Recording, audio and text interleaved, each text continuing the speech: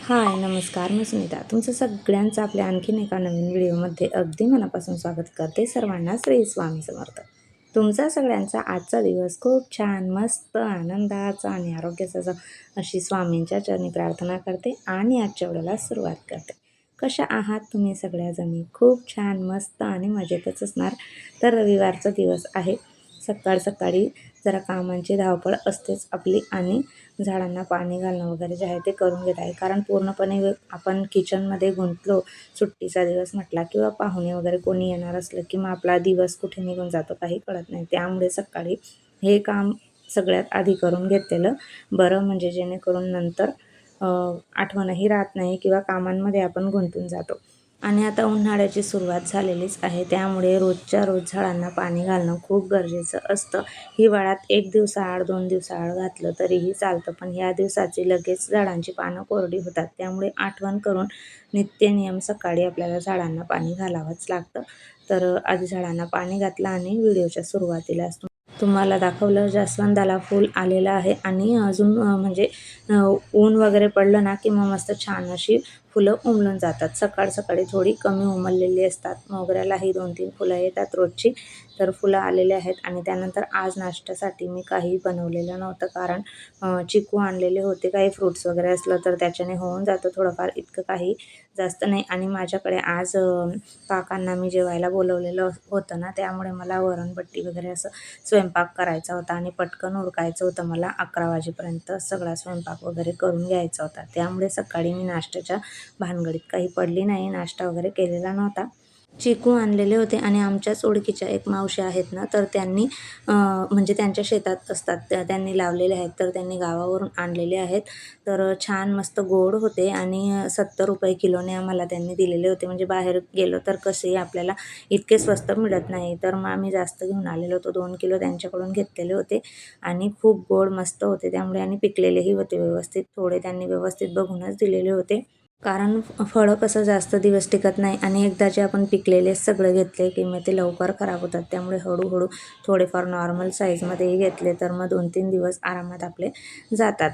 तर त्यानंतर मग सगळ्यांना दिल्यानंतर मग स्वयंपाकाची तयारी आधी करायची होती. आणि संडे म्हटला म्हणजे सिद्धू, वेदू यांचे केस वगैरे धुणं आणि ते बरंचसं काय काय कामं असतात. म्हटलं त्यांचं व्यवस्थित हे करायच्या आधी मग मी काय केलं, घरातलं बाकीचं आवरून घेतलेलं होतं आणि आता डाळ लावून देते शिजवायला. डाळ जोपर्यंत शिजेल तोपर्यंत बाकीची वरची कामं आपल्याला करता येतात. आणि मग इथे तुरीची डाळ शिजवायला घालत आहे. शिजताना थोडी हळद जर घातली ना तर रंग छान येतो डाळीला. आणि थोडं तेल घातलेलं आहे.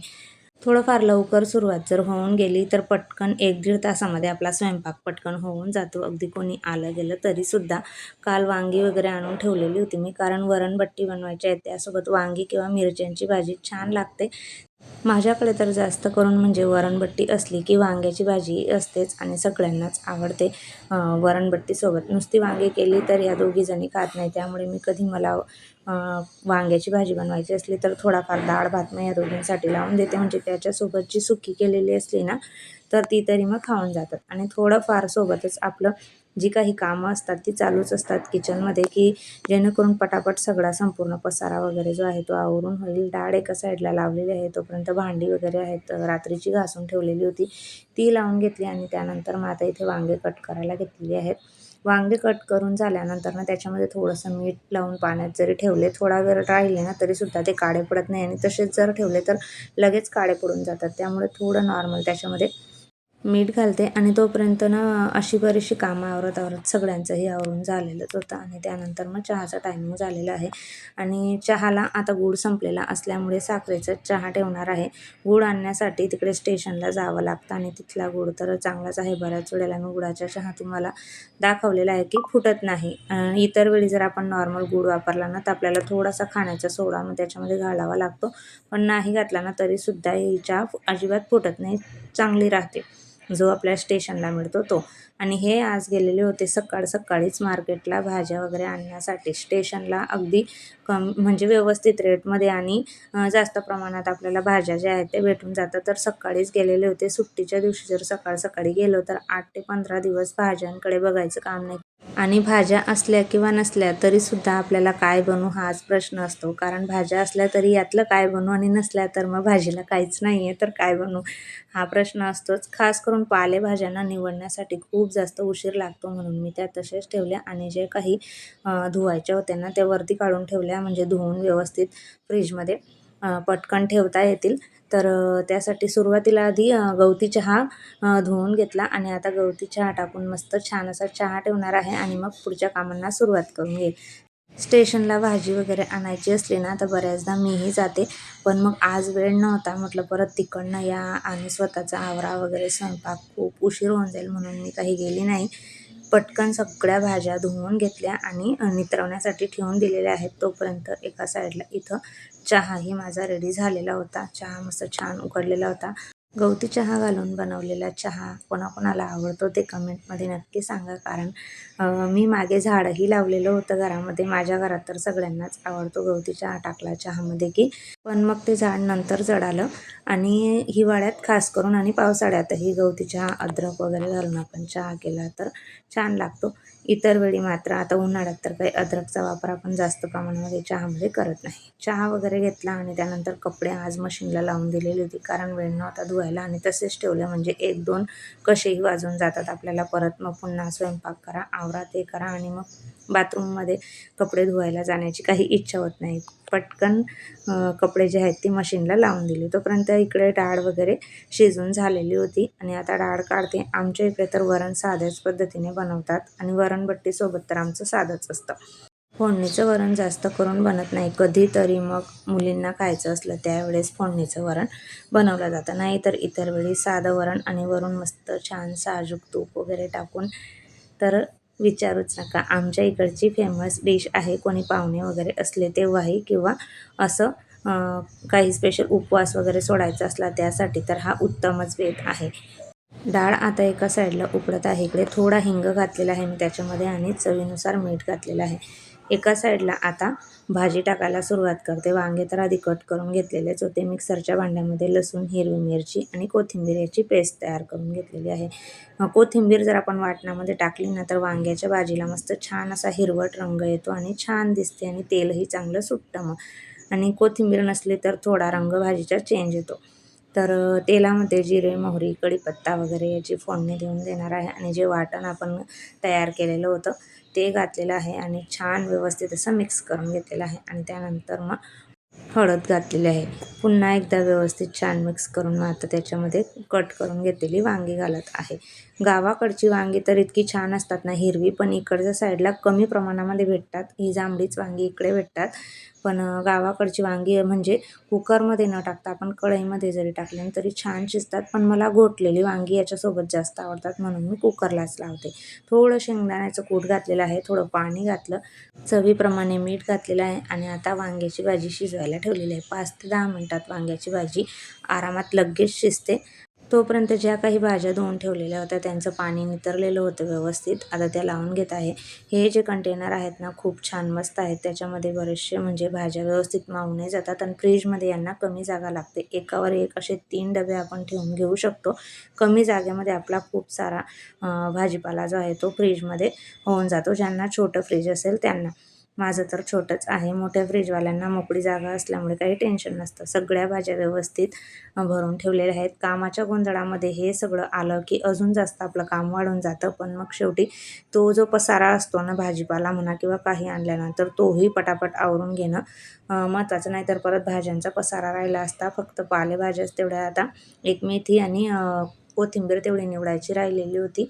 आता म्हटलं पटकन जो काही पसारा आहे भांड्यांचा किचनवरती तो आवरून घेतला. जेणेकरून जेवण झाल्यानंतर मग परत सगळी भांडी जर आपण तशीच जमा करून ठेवून दिली असती तर मग जेवणानंतर खूप जास्त होऊन जातात आणि मग ते आवरायला परत कंटाळा येतो. तर किचनवरची पूर्णपणे भांडी आवरून घेतली आणि कपडे मशीनमध्ये तोपर्यंत वॉश करून झालेले होते. आता कपडे इथं वाळवायला घालते. एक काम सोपं होऊन जातं मशीनमुळे. ज्यावेळेस आपली घाई गडबड असली ना तर कपड्यांचं तेवढं टेन्शन मिटतं. नाही तर मग परत आपल्याला स्पेशल टाईम कपड्यांसाठी काढावा लागतो. तर कपडेही धुवून झाले आणि रविवार म्हटला म्हणजे जरा जास्त कपडे असतात स्कूलची वगैरे मुलींची, तर जरा जास्त वेळ लागतो. आता बरंचसं निम्मे अर्धं काम झालेलं होतं. शेवटचं एकच राहिलेलं होतं ते म्हणजे बट्ट्या करणं. आता इथे पाण्यात मी मीठ घातलेलं आहे, ओवा घातलेला आहे, हळद घातलेलं आहे, थोडं तेल घातलेलं होतं आणि बडीशेप घातलेली आहे. आणि आता आपलं बट्ट्यांचं पीठ जे आहे ना ते गावावरून मी दळून आणत असते, ते घातलेलं आहे. गव्हाच्या पिठामध्ये आपण 1 किलो जर गहू असले ना तर त्याच्या म्हणजे 1 पाव आपण मका टाकला तरीसुद्धा चालतो. थोडंसं जाडसर आपण त्यांना सांगितलं ना तर ते आपल्याला बरोबर दळून देतात. मी खास करून मम्मीकडूनच दळून आणते. त्यांच्या इथं गिरणी असल्यामुळे खमंगचं, बट्ट्यांचं, कणण्याचं हे जे काही पिठं आहेत ना मी तिकडून दळून आणते. कधीतरी मी कणण्याचं पीठ वगैरे इथून दळून आणत असते. कणिक मळून झालेली आहे बट्ट्यांची, थोडीशी घट्टच आपल्याला ती कणिक मळायची असते. आणि त्यानंतर आता इथे बट्ट्या घडायला सुरुवात केलेली आहे. मोठी चपाती लाटून घेतलेली आहे आणि त्याला तेल लावलेलं आहे. अशा पद्धतीने रोल करून घेतलेला आहे. तुम्ही खानदेशातले असाल तर तुम्हाला माहीतच आहे. आणि इकडच्या लोकांना जास्त करून म्हणजे बट्टी कशासोबत खायची हा त्यांना जास्त प्रश्न असतो, की कशी त्यांना नुसती खाल्ली तरीसुद्धा छान लागते, पण आमच्या इकडे याला डाळमध्ये चुरून खातात. अशा पद्धतीने गोल रोल करून बट्ट्या घडून घेतलेल्या आहेत. आणि त्यानंतर मग चाळणीला तेल लावून त्याच्यात या सगळ्या बट्ट्या रचून घेतलेल्या आहेत. खाली पाणी ठेवलेलं आहे कढईमध्ये आणि त्याच्यावरती ह्या बट्ट्या ठेवलेल्या आहेत वाफवण्यासाठी. वरून थोडं जड वजन ठेवायचं म्हणजे पटकन बट्ट्या तयार होतात. 10 मिनटामध्ये बट्ट्या आपल्या तयार झालेल्या आहेत. सुरीने मी इथे चेक करून बघितलेलं होतं की बट्ट्या तयार आहेत. खाली उतरवून घेतलेल्या आहे. बट्ट्या थोड्या गरम होत्या, थंड होईपर्यंत. आता इथे थोडा शिरा करत आहे मी. गोळाचं काहीतरी हवं म्हटलं, त्यासाठी मी इथे रवा भाजून घेतलेला आहे. बारीक कट करून घेतलेले ड्रायफ्रूट्स घातलेले आहेत आणि गरम पाणी छान व्यवस्थित असं मिक्स करून घेतलेलं आहे. थोडं दूध घातलेलं आहे. आणि एका साईडला मी तेल तापवायला ठेवलेलं होतं. तर मग काकू म्हटल्या की मी तुला बट्ट्या तळून देते, तू शिरा करत आहे तोपर्यंत. एका साईडला बट्ट्या तळून होतील आणि मग पटापट जेवण जे आहेत ना ते वाढून द्यायचो. तर त्यांनी मला बट्ट्या तळून दिल्या, त्यामुळे मदतही झाली मला कामांमध्ये. कारण एखादा पदार्थ जर बनवून झालेला असला तर पटपट मग जेवण जे आहे ते बनवून होऊन जातं. आणि बट्ट्या कसं गरमागरमच छान लागतात आणि व्यवस्थित अशा खरपूस झालेल्या असल्या ना कुरकुरीत बट्टी ती अजून छान लागते. तर थोडी अशी कुरकुरीत तळलेली असली ना तर नुसती खाण्यासाठी सुद्धा बट्टी छान लागते.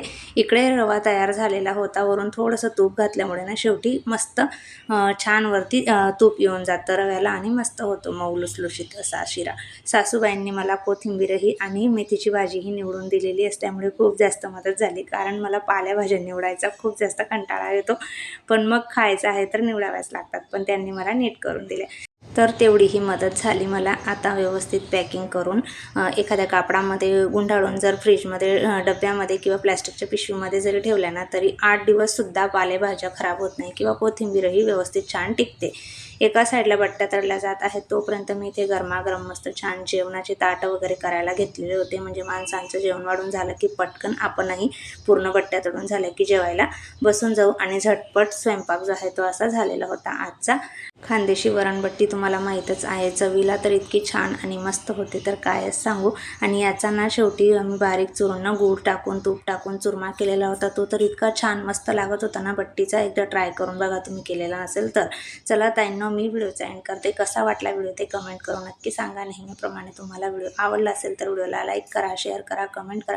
पहिल्यांदा बघत असाल तर सबस्क्राईब करा. श्री स्वामी समर्थ.